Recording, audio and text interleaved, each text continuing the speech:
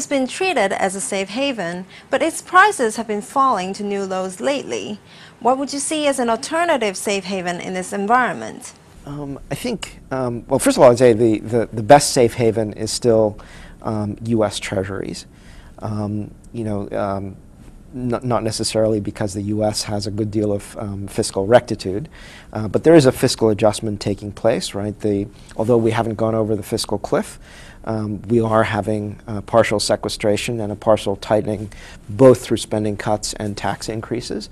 And so the fiscal deficit is not going to be continuously out of all proportion to have a public debt explosion.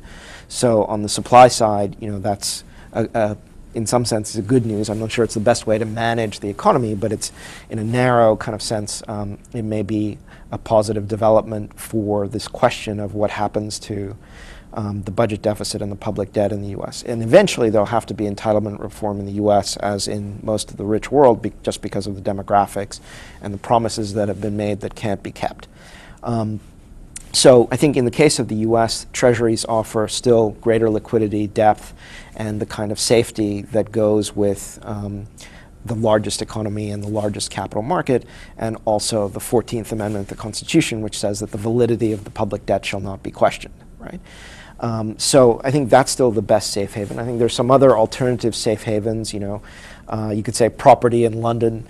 People still seem to think, quite probably rightly, that property rights are secure, and so everybody in the world wants to put their money in London real estate, the Swiss franc and various other kinds of Swiss assets. Germany, bonds, maybe for a while France. We'll see how that plays out. I think gold is not a safe haven because, or is proving not to be a safe haven because of a variety of issues.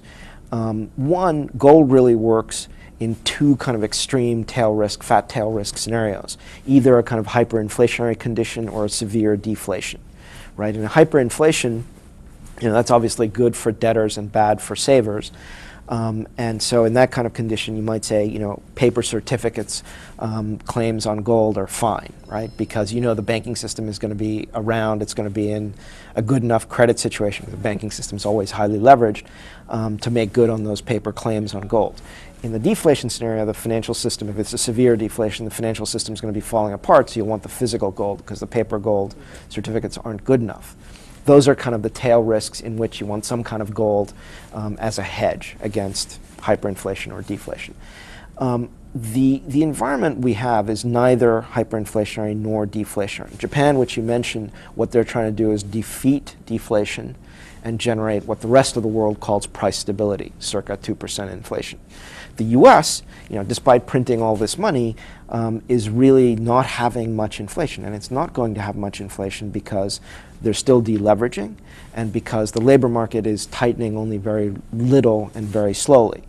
And that's not going to change unless we have a lot of protectionism, because the U.S. labor market is now part of a much larger global labor pool than the last time we had a big inflation, which was in the 1970s, right? So we're not in the kind of macro environment where you need those kind of big picture deflation or inflation, high inflation hedges. In a more intermediate scenario where you have the price stability, what you want is something that you can move in and out of at will. And that's why I emphasize the liquidity and depth of treasuries.